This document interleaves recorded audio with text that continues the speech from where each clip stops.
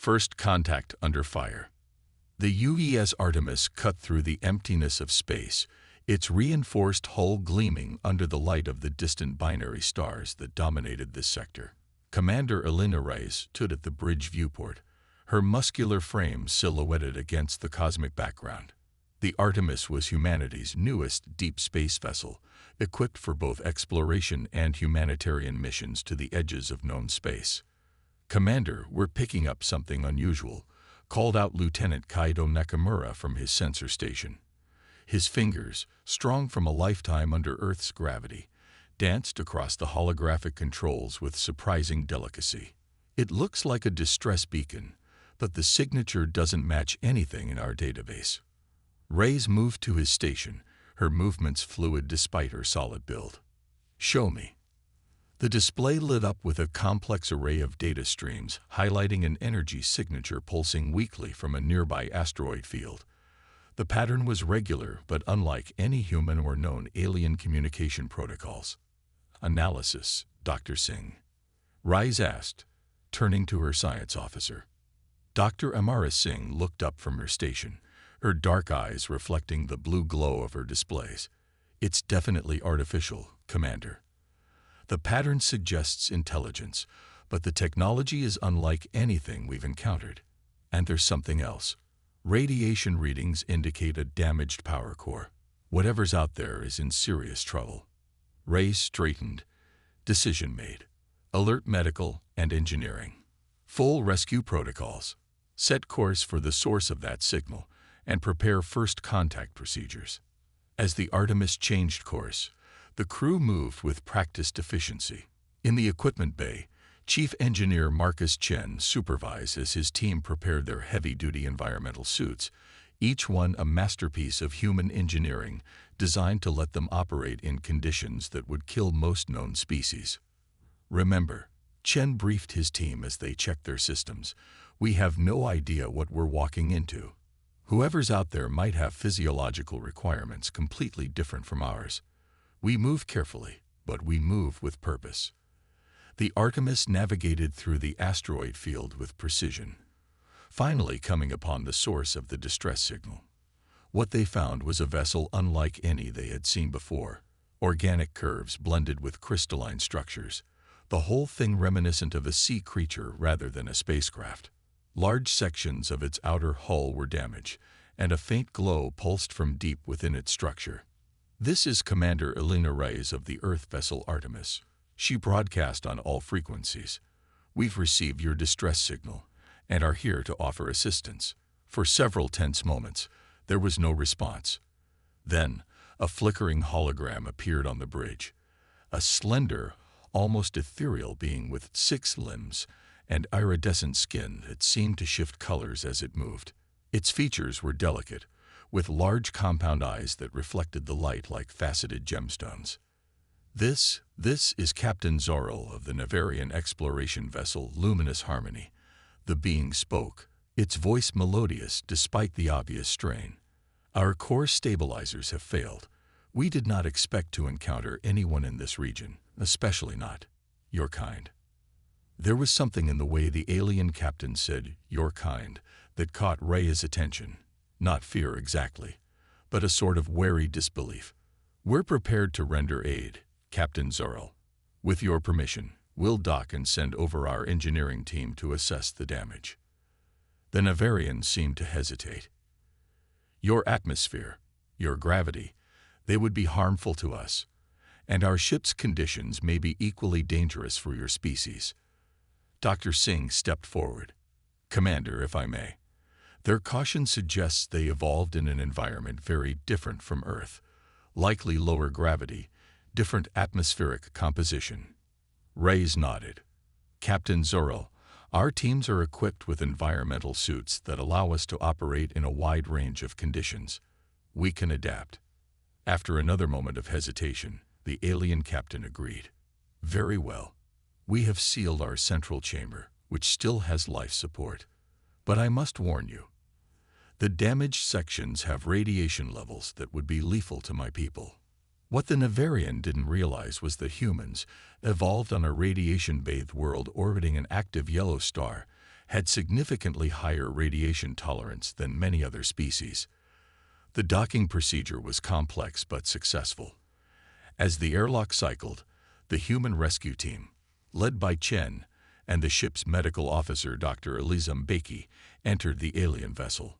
The interior was as strange as the exterior.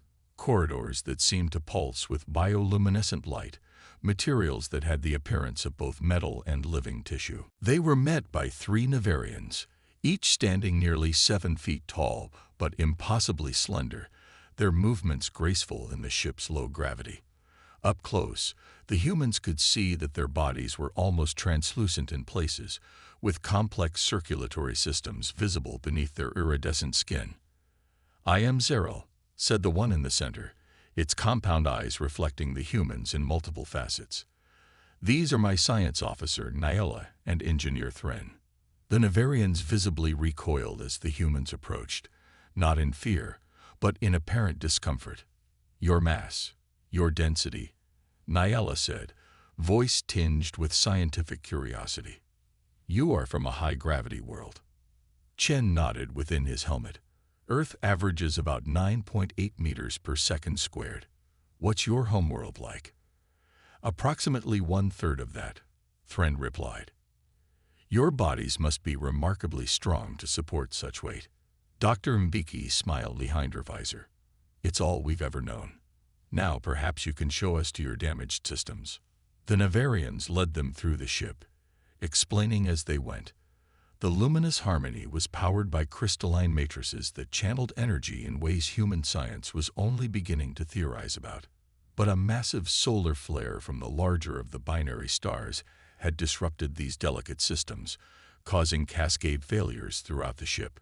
"Our primary core stabilizer is located here," Thren explained, stopping before a sealed doorway. "But the radiation levels beyond are lethal to us. We cannot." A violent shudder ran through the ship, cutting off the Navarian engineer's words. Warning lights pulsed along the bioluminescent corridors. "What was that?" Chen demanded, already pulling out his diagnostic tools. Zaril's skin paled to an almost translucent white. "The solar storm. It's intensifying. The secondary stabilizer has just failed. We have perhaps 1 hour before complete core collapse." "What happens then?" Rise asked over the comm link from the Artemis. "Energy release equivalent to approximately 12 of your megaton explosive devices," Nyela answered clinically. "It would destroy both our vessels." Chen studied his readings, then looked at the sealed door. "The radiation levels in there. What are they?" Thren projected a holographic display showing measurements that made the Navarians flinch visibly. "Approximately 350 rems and rising. Fatal exposure for us." Chen and Dr. Mbeki exchanged glances. For humans, while dangerous, those levels would permit limited exposure, enough time to make critical repairs with their suits' additional protection. "We can handle it," Chen said simply. "Tell us what needs to be done." The Navarians stared at them in disbelief. "But the radiation would cause cellular damage to your bodies," Zeril protested. "Our cells are more resistant than yours, and our medical technology can handle the rest." Dr. Mbeki explained. "Chief Chen is right. We can do this." What followed was a crash course in Navarian engineering, with Thren rapidly explaining concepts that challenged human understanding of physics, while Chen and his team absorbed the information with remarkable speed. The Navarians watched in growing amazement as the humans worked, their strong bodies moving with purpose through conditions that would have quickly killed the ship's own crew. Another, stronger tremor shook the vessel. "Core destabilization accelerating," Nyela reported, her voice tight with concern. "Estimated time to critical failure now 38 minutes. Inside the core chamber, Chen and his team worked feverishly, their suit monitors warning of rising radiation levels. The crystalline matrices were intricate, requiring both delicate adjustments and, occasionally, the application of brute human strength to realign damaged components. "The orientation crystals are completely misaligned," Chen reported back. "We need to physically rotate the secondary harmonic array, but it's fused in place." Thren's voice came through, tight with tension. That array weighs the equivalent of 300 kilograms in your gravity. Our mechanical systems are offline. There's no way to move it. Chen looked at his team, then at the massive crystalline structure. We don't need machines. He positioned himself and two others around the array. On my mark. Lift. The Navarians watched through the chamber's observation port in stunned silence as three humans physically lifted and rotated the massive array, a feat that would have required heavy machinery on their world. Incredible, breathed Nyla. Their muscle density must be extraordinary.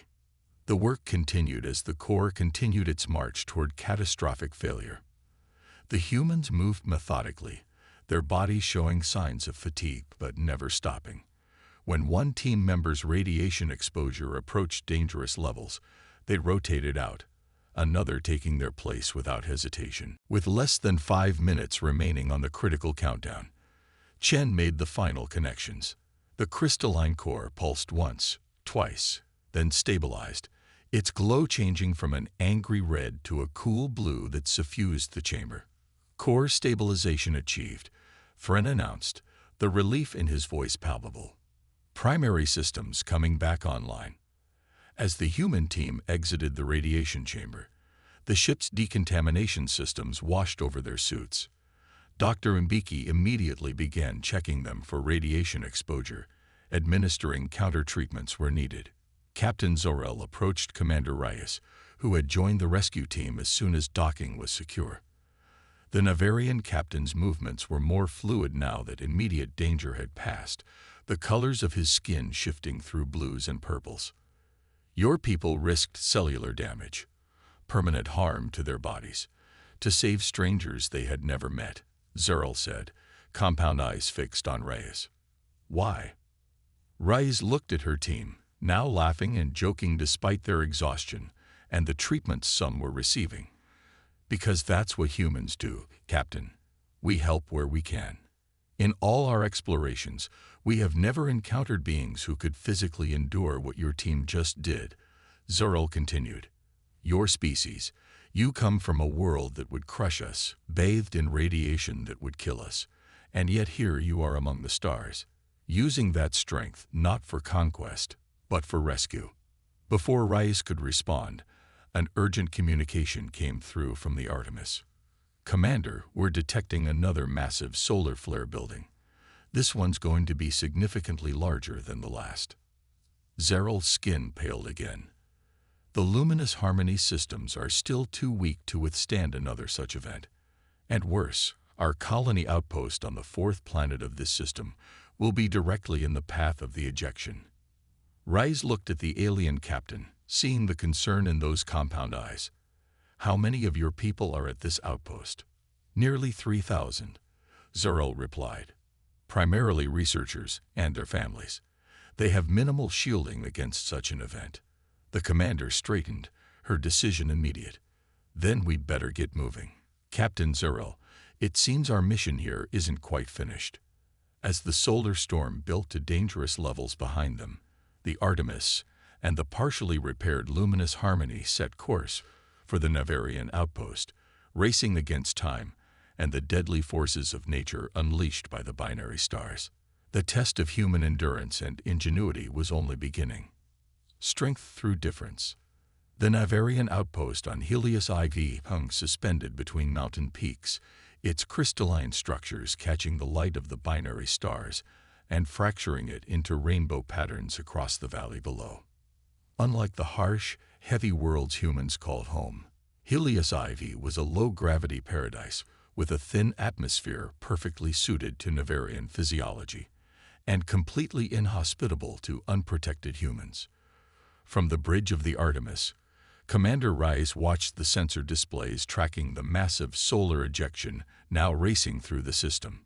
Beside her, Captain Zorel's normally iridescent skin had paled to a concerned blue-white. The outpost's shields were designed for the system's normal radiation levels, Zorel explained, compound eyes fixed on the display. This event will overwhelm them completely, and even if we could evacuate, the luminous harmony cannot accommodate 3,000 of my people. Dr. Singh studied her readings with growing concern.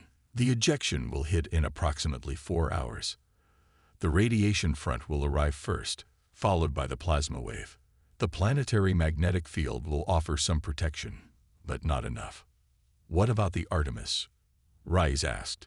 Could we position ourselves to create a shadow shield? Chief Engineer Chen shook his head.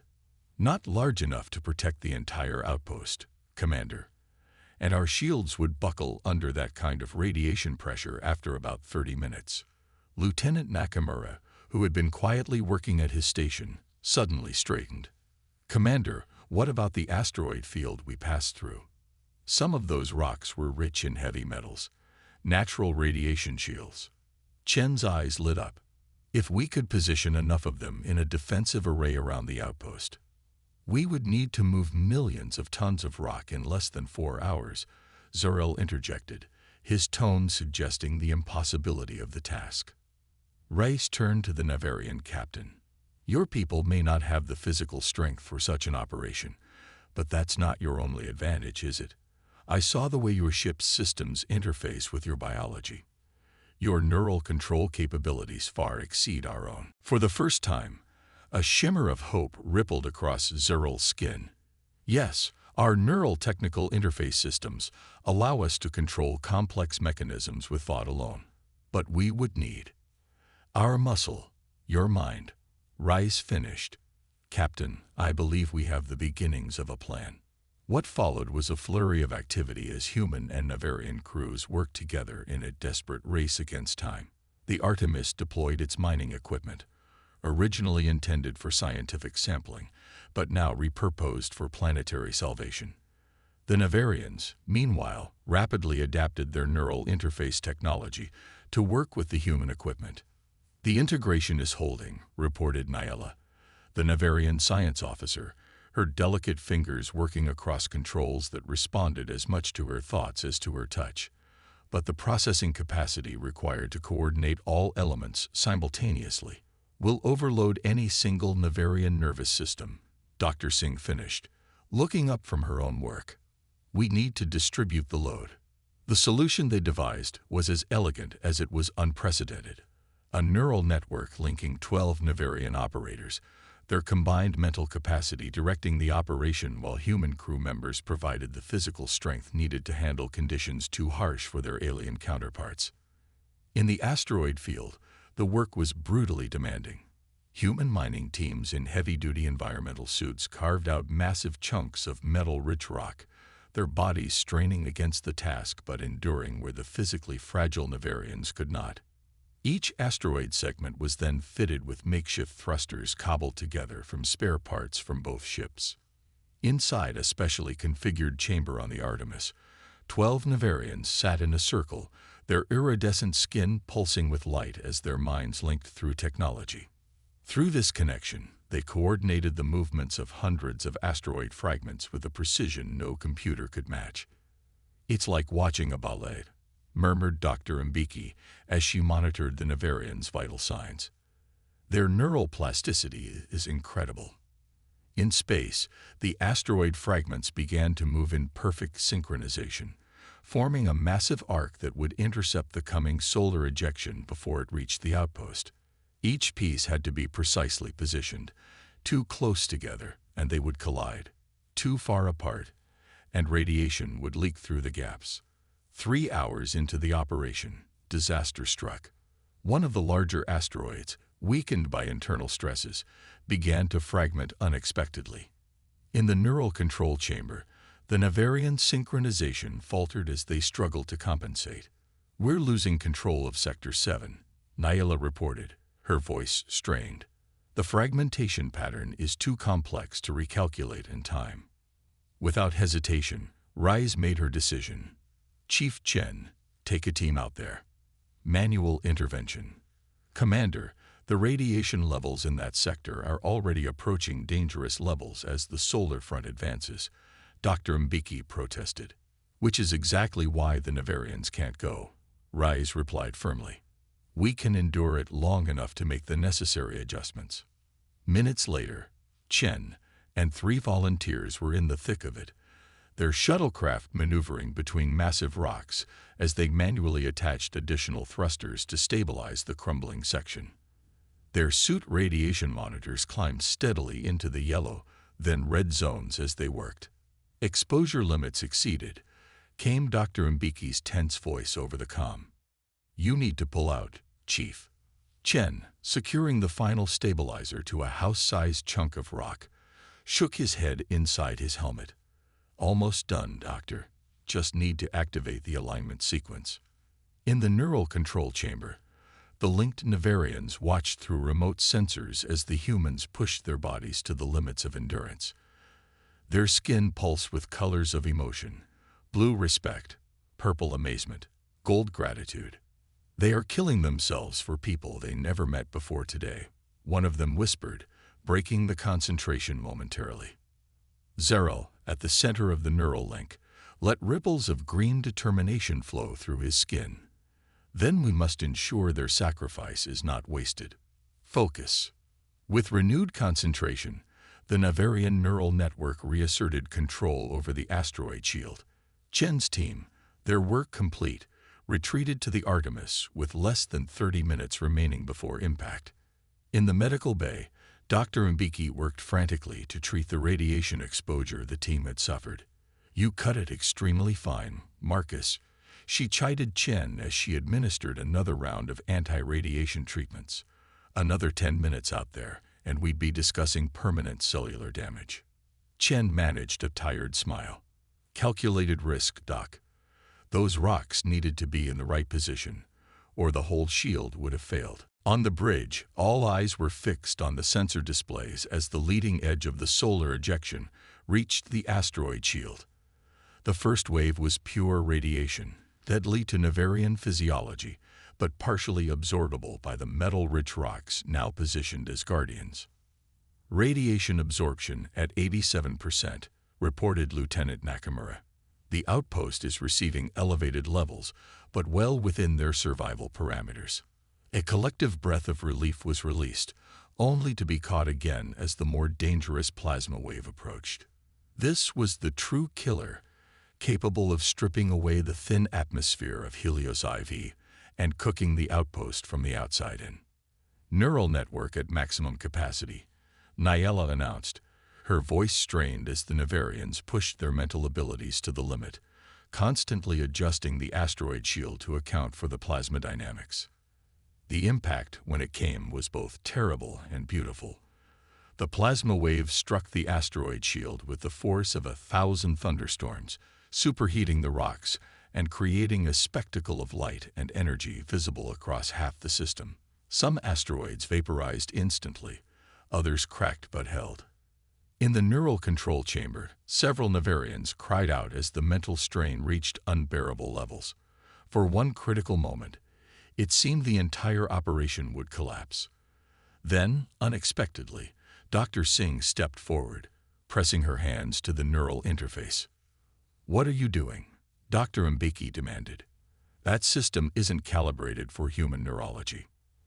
"They need help," Singh replied simply, wincing as the alien technology connected with her mind. "Something different to handle the complexity." One by one, other human crew members followed her example, each connecting to the neural network despite the pain of incompatible technology. What emerged was something neither species had experienced before: a hybrid consciousness where human analytical thinking complemented Navarian intuitive processing. Through this unprecedented cooperation, the asteroid shield held just long enough for the worst of the plasma wave to pass. When it was finally over, both human and Navarian participants collapsed in exhaustion, but with the knowledge that 3,000 lives had been saved. 2 days later, as the Artemis prepared to depart, a delegation from the Navarian outpost arrived to express their gratitude. Their leader, a distinguished elder named Ilara, approached Commander Rice with formal dignity. "We have examined the records of what transpired," Ilara began, her skin shifting through colors of deep emotion. "Your people exposed themselves to deadly radiation, pushed their bodies beyond safe limits, and even risked their minds by connecting to technology not designed for your species. All this for strangers. Rise nodded simply.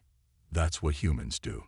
In our thousands of years exploring the stars, Ilara continued, we have encountered many species, some with technologies far beyond our own, others with mental capabilities we can only dream of. But never have we met a people whose physical resilience is matched by such moral strength. She extended a delicate hand, presenting a crystalline object that pulsed with inner light. This is a harmony stone, our highest symbol of friendship. It has been calibrated to resonate with human brainwave patterns as well as our own, the first of its kind. As Rais accepted the gift, Ilara added, the Galactic Council has long categorized Earth as a death world, a planet whose harsh conditions produce species too dangerous to integrate with the wider community.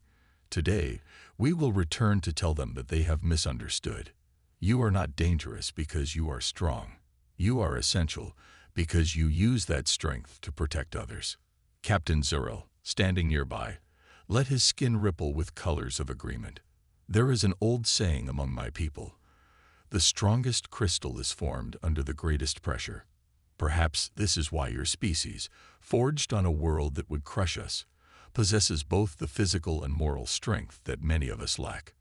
As the Artemis departed the Navarian system, Commander Reyes stood at her bridge viewport once more. Behind them, the Navarian outpost glittered in the light of the binary stars, still standing because humans have been willing to risk everything for strangers. Set course for Earth, Lieutenant Nakamura, she ordered. I believe we have quite a report to file. And quite a story to tell, added Dr. Singh, still recovering from her experience with the alien neural technology, about what happens when species from different worlds combine their strengths instead of fearing their differences. As the Artemis jumped to faster-than-light travel, Reyes couldn't help but reflect on Captain Zurel's parting words. Your people call yourselves human, but in the oldest language of my people, there is a word, Elareth, which means those who stand between others and harm. Perhaps that is what humanity truly is, not defined by the harsh world that shaped you, but by what you choose to do with the strength it gave you. In the vastness of space, where countless civilizations rose and fell, perhaps humanity's greatest contribution would not be their technology or their art or even their science, but their unfailing willingness to extend a hand of help, even at risk to themselves. It wasn't despite being Deathworlders, the humans would find their place among the stars. It was because of it.